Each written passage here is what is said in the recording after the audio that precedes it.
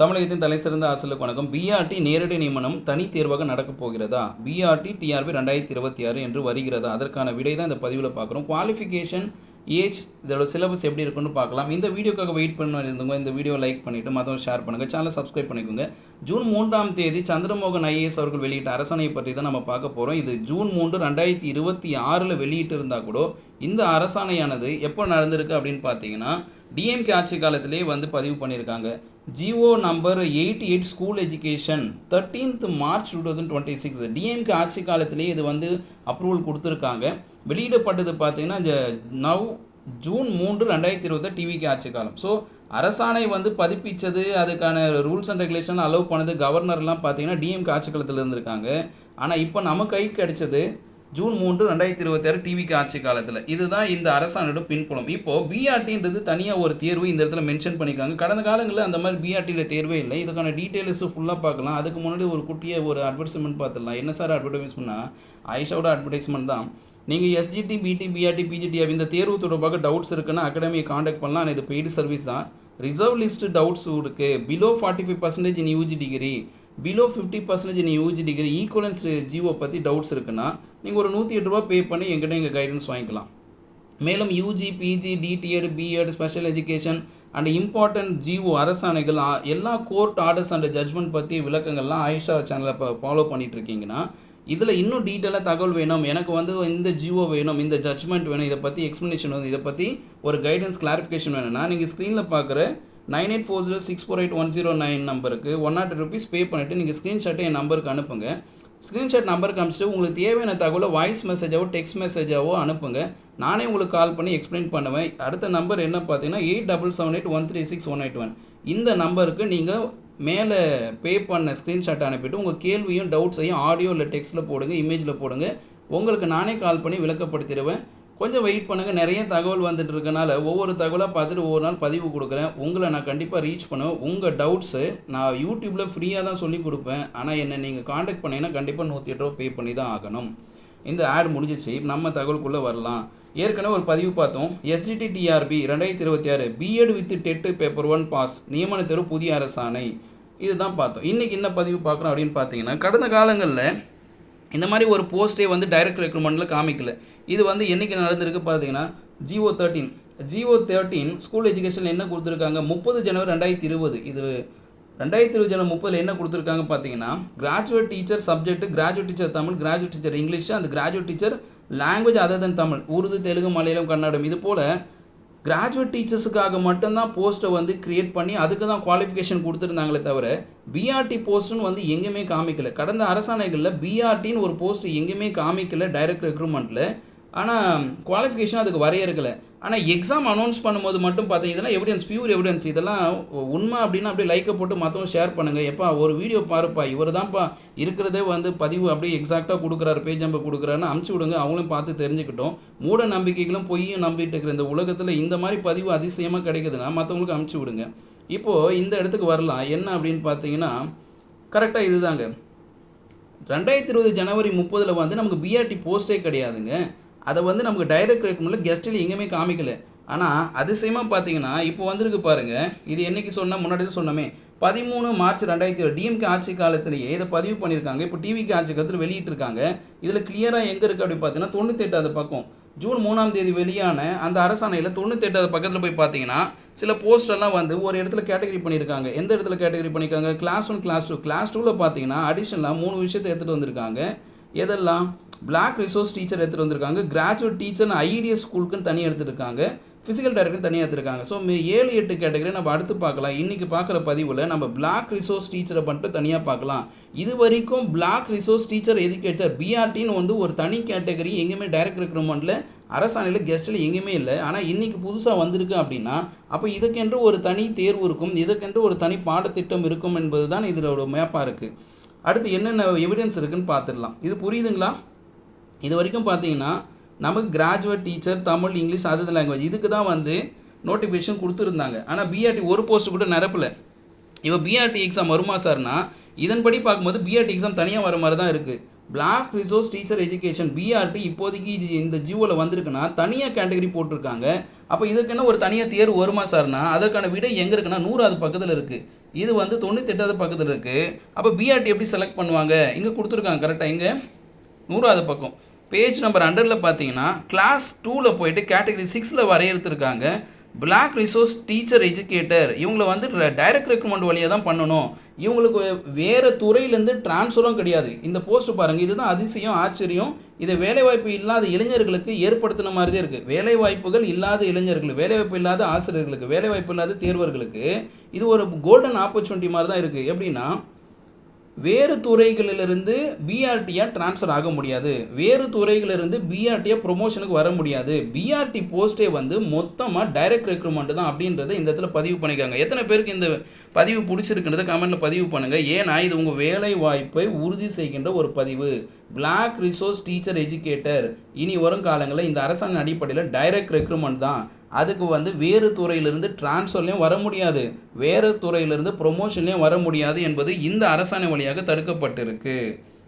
அப்போது இந்த பிஆர்டிக்கு என்னென்ன குவாலிஃபிகேஷன் தேவை சார் அப்படின்னு பார்த்தீங்கன்னா, இந்த குவாலிஃபிகேஷன் வந்து தனியாக வரையறுத்து கொடுத்துருக்காங்க.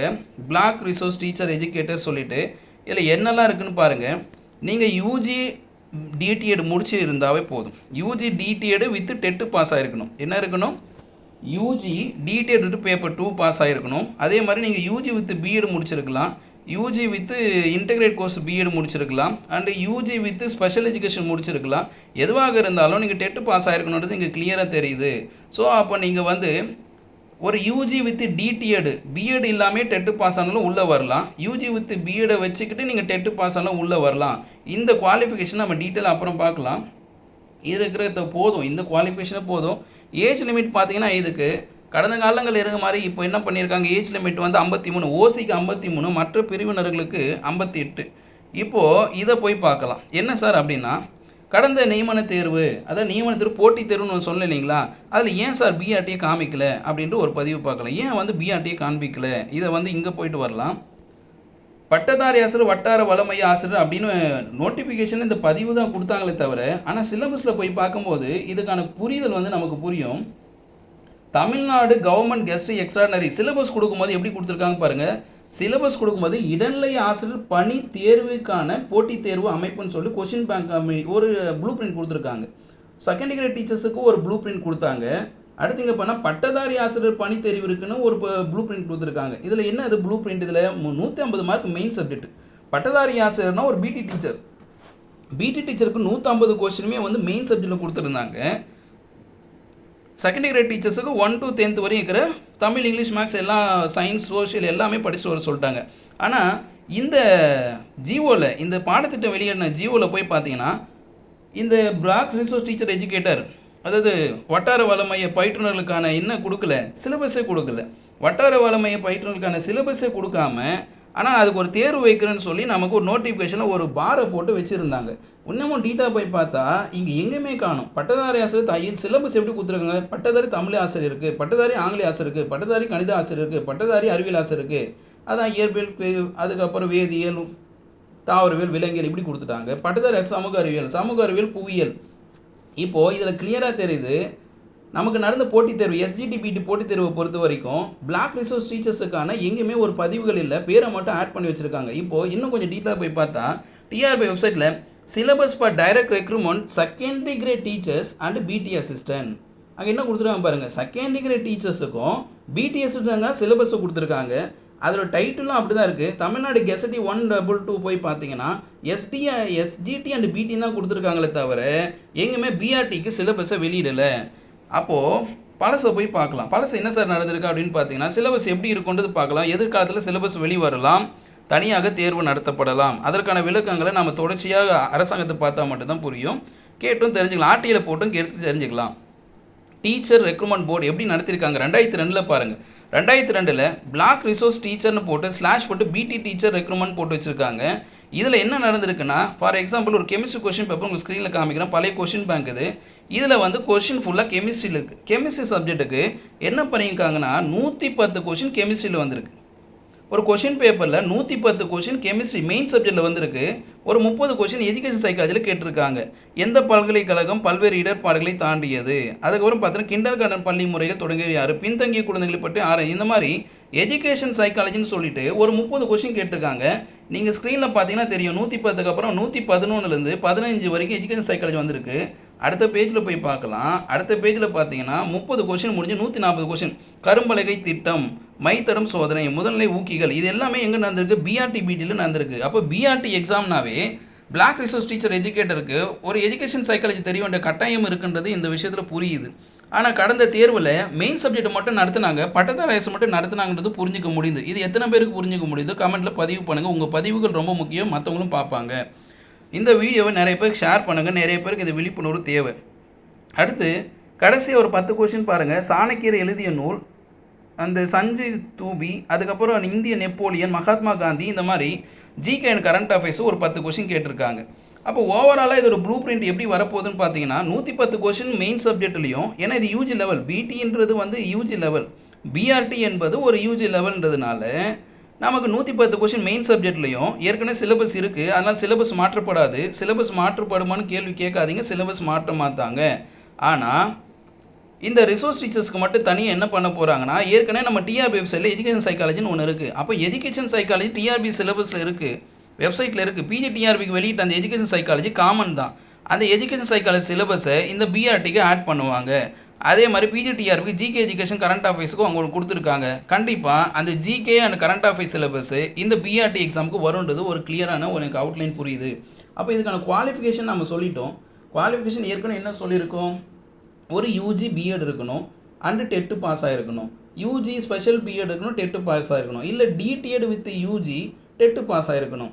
இது போல் குவாலிஃபிகேஷன் இருக்கும்பொழுது பிஆர்டி தேர்வு வந்து இனி வரும் காலங்களில் நேரடி நியமனமாக தனியாக தான் நடக்கும்போது தெரியுது. எப்படி தெரியுதுன்னா, இந்த நோட்டிஃபிகேஷன்தே தெரியுது. இங்கேக்கு என்ன direct recruitment for graduate teacher slash போட்டு பிளாக் ரிசோர்ஸ் டீச்சர்னு சொன்னாங்க. இந்த 2023 காலகட்டத்தில் பிஆர்டிக்கு நான் எக்ஸாம் வைக்கிறேன்னு சொன்னாங்களே தவிர பிஆர்டிக்குன்னு சிலபஸும் கிடையாது, பிஆர்டிக்குன்னு அரசாணையில் எங்கேயுமே ஒரு போஸ்ட்டே கிடையாது. பிஆர்டிக்கு அரசாணையில் எங்கேயுமே போஸ்ட்டே கிடையாது. 2020 இந்த 2020-30 ஜிஓ இதை வச்சு தான் நமக்கு நோட்டிஃபிகேஷன் கொடுத்தாங்க. ஆனால் இங்கே பிஆர்டிக்குன்னு எங்கேயுமே போஸ்ட்டே இல்லை. இப்போது பிஆர்டிக்குன்னு தனியாக போஸ்ட் க்ரியேட் பண்ணியிருக்காங்க.